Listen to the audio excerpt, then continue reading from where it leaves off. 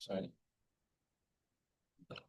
Okay, good morning, Mr. Zikri and all of my friends. My name is Muhammad Zakif Triansyah, and today I will be presenting my research title. This the economics response of Indonesian consumers to fossil fuel subsidy reforms. The study critically examines how Indonesia's current subsidy mechanisms, especially for electricity and LPG, impacts to economic equity and how they can improve to promote social inclusion sustainability. Okay, for the introduction, energy subsidies are a crucial instrument of public policy in many countries, including Indonesia. Their goal is to ensure affordable energy access for the public, especially vulnerable and low-income groups. However, fossil fuel subsidies also give rise to a number of serious problems, such as a high fiscal burden on the government, inaccurate targeting of replacement, and social inequality, and also the increase in efficient energy consumption. In the Indonesian context, the budget for household energy subsidies, such as electricity and LPG, is quite substantial. Ironically, the majority of it goes out to the middle and upper classes. Meanwhile, many poor households, including female heads of households, people with disabilities, and the elderly, still lack adequate energy access. Okay, here's the challenges of current subsidy policies. Bad policies equals to financial pressure, environment damage, and price distortions. The current subsidy policies has four main challenges. First, it's aggressive, meaning whether households receive more benefits, and the second one is it places a heavy financial strain on the government, and the third, it contributes to environmental degradation, and the last is it distorts market prices, discouraging efficiency and renewable energy development. Studies like Khalid 2022 and rear subsidies cause that wage loss and lower consumer well-being. And the second one is primarily assess wealthier individuals despite being intended for low-income groups. It's out in 2022. Okay, here's how Indonesian household energy subsidies. This is the comparison of 2020 subsidy and social spending in rupiah. In 2020, electricity and LPG subsidies reached a combined like 104.2 trillion, surpassing even the education and health budgets. But their effectiveness in addressing social disparities, especially in terms of gender and civility, remains unclear. The focus of this study is to evaluate if the subsidies are inclusive and actually reaches the people who need them the most. And this is the research focus and innovation.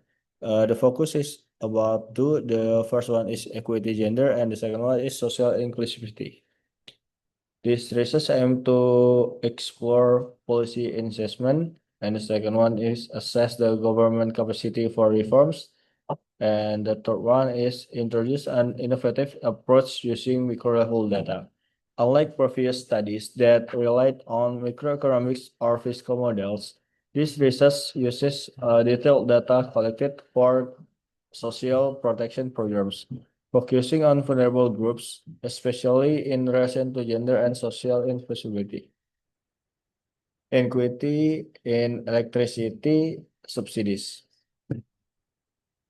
Okay, this is the graph of distribution of electricity subsidy receptionist by Juscelin. This slide shows how Indonesia's electricity subsidies in 2012 were distributed inequally across income groups. The graph reveals that the wealthiest household, top 60%, received that majority of the subsidies, while the poorest 40% only receive around 26%. This is mainly because electricity subsidies were automatically given to those 450 VA or 900 VA electricity capacity, regardless of income. This policy design allowed many non-poor households to benefit more than truly vulnerable groups, making the subsidy system aggressive and inefficient.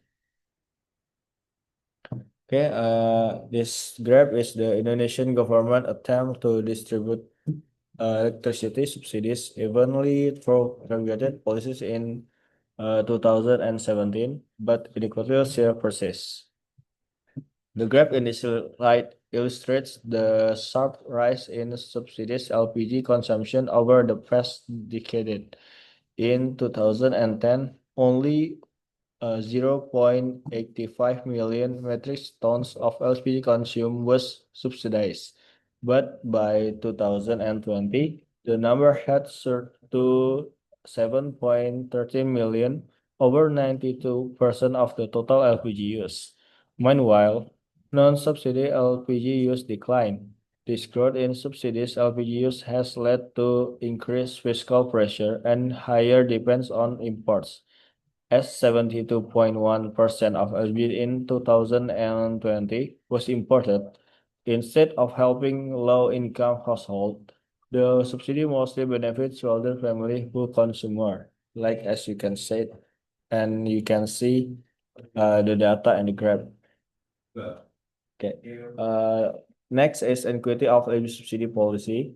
This is how LPG subsidies, despite a significant budget, primarily benefit the wealthy. Subsidy LPG consumption surged from 2010 to 2020, now accounting over 92% of total consumption. Okay, next, the cost of energy subsidy income. In the year 2014, the selling Renaissance subsidized LPG was, while the subsidy rate is 4 per kilogram. That makes government like 788 per kilogram. This slide highlights the large gap between subsidies and non-subsidy LPG prices in 2014. It's about 4,000 per kilos and to 12,000 per kilos, and this is the gap is about 8,000 per kilogram, result in higher total subsidy amount of household that consume more LPG. For instance, a household using 15 kilos gets like about 118 in subsidies, while one using 20 kilos gets 147 rupiahs.